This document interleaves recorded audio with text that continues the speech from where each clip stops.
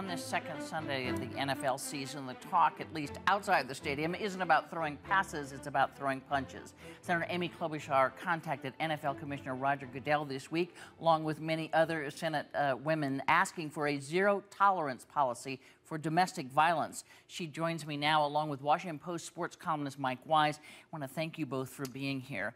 I feel like the conversation has gone from should Ray Rice lose his job to should Roger Goodell, the commissioner, lose his job? Should he? Well, first of all, I'm a former prosecutor, Candy, and I think what you need to do is look at all the evidence, the facts. I think Bob Mueller's, his integrity's on the line here. He's a good man, and hopefully he will get all the facts out, because I have a feeling there's a lot of people that know stuff about what really went on here. But on its facts, you have a situation where a man knocked a woman out cold on an elevator. There's a tape that clearly shows what happened. I think most employers would look for all the evidence. Maybe you give a temporary suspension while you're looking at the evidence. But the fact that they gave only a 2-game suspension and then turn around and after the evidence goes public say, oh, we made a mistake, now we're going to let him go.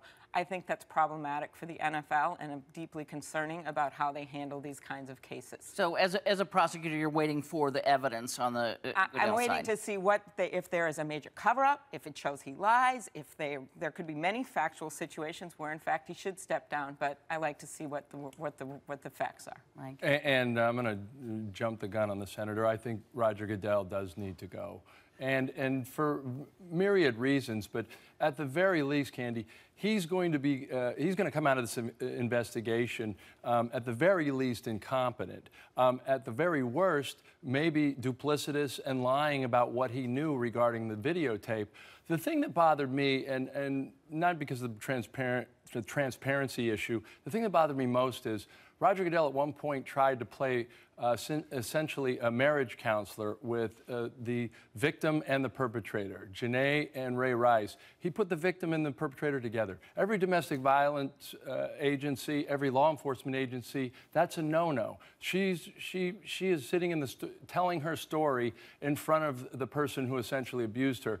And it's the tone deafness of those types of things that show me that this commissioner does not take domestic violence seriously enough. And I want to read you something from the police report, which everybody had access to. It's public, it's available to the public, where it said, the complainant says that to the best of his or her knowledge, the named defendant, that would be Rice in this case, committed assault by attempting to cause bodily injury to Jay Plummer, his fiancée at the time, specifically by striking her with his hand, rendering her unconscious. Mm-hmm. All right? So they knew that the blow he gave to her rendered her, it wasn't that she knocked her head against something when he pushed her, it wasn't. So they already knew that. So it does say to me that the evidence was right there and they couldn't stand the PR of that video. Exactly, and that appears to be the case here, and this is why there's an outcry from around the country. And when you think about the NFL, these cases, as you know, Candy, happen all the time. Every minute, 24 women are beaten. And the fact that the NFL puts out their players as role models, which they are for so many young men, they can make a real difference here by putting in place tougher policies, by changing the culture within the NFL.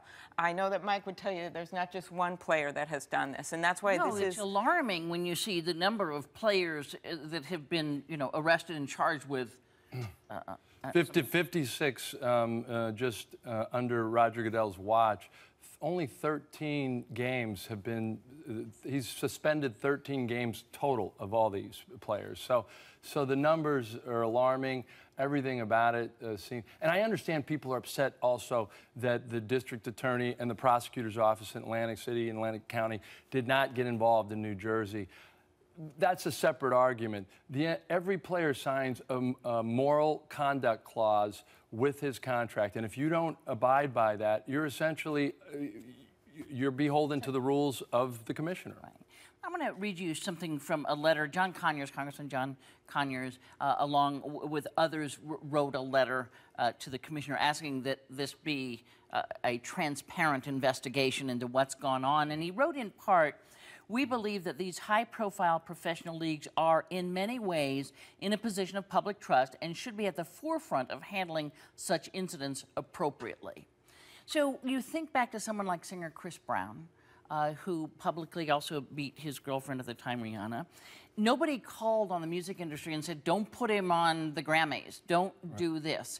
So what is where's the line where you're a public figure and therefore we're idolizing you and therefore you have to behave in a certain way? I mean, if a newscaster was charged with this, would you then say, don't ever put him on the air again? Where's that line? Yeah, it's a tough one because there is sort of, if you're sort of laying drywall at a construction site, are you beholden to the same laws that people? I think there is something about a public figure.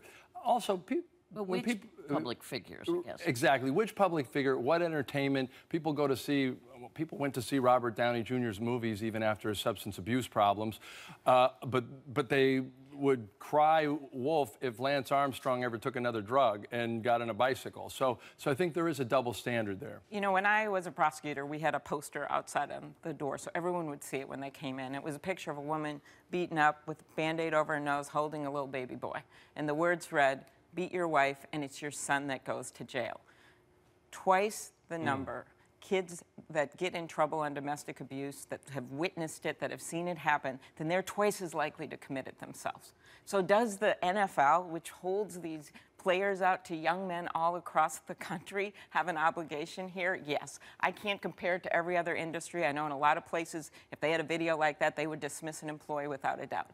However, they have this obligation when they are putting out their players as role models to set a different culture. And the best thing about this whole thing that's come out, one of them is players, current and former, including Scott Fujita and others, have taken up to social media and written columns for different news organizations and said, enough already. We don't want this to reflect us. We believe in respecting women. We don't hit women, and we don't think any of our peers should either. And we will support a lot as a teammate and the whole ethos of having someone's back. Right. If they earn the right to be part of our family, that disqualifies you. Senator Klobuchar, I have to do this. We have seconds left because Adrian Peterson, member of your beloved Vikings, has been arrested and charged with child abuse, I believe. He spanked his child with thrashed his child with a branch and left visible and bloody streaks.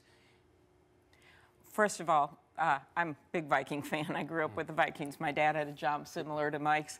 And nevertheless, this is a 4-year-old child, Candy. This is a 4-year-old child. This is very serious allegations. Zero tolerance? And I am very glad. The first things that's happened here is different than the Rice case. The Rice case didn't come out during the season, but the Ravens didn't do something immediately. What the Vikings have done here is they immediately deactivated him. He's not playing in the game today with the Patriots, and I'm sure they're gathering the evidence, looking at it, hearing what he has to say, but mostly looking at the pictures that are out there and everything, and they will make a decision, and the prosecutor will pursue the case. Again, this is a 4-year-old boy. Having a 4-year-old son myself, I understand there's a logic out there. If you spare the rod, you spoil the child.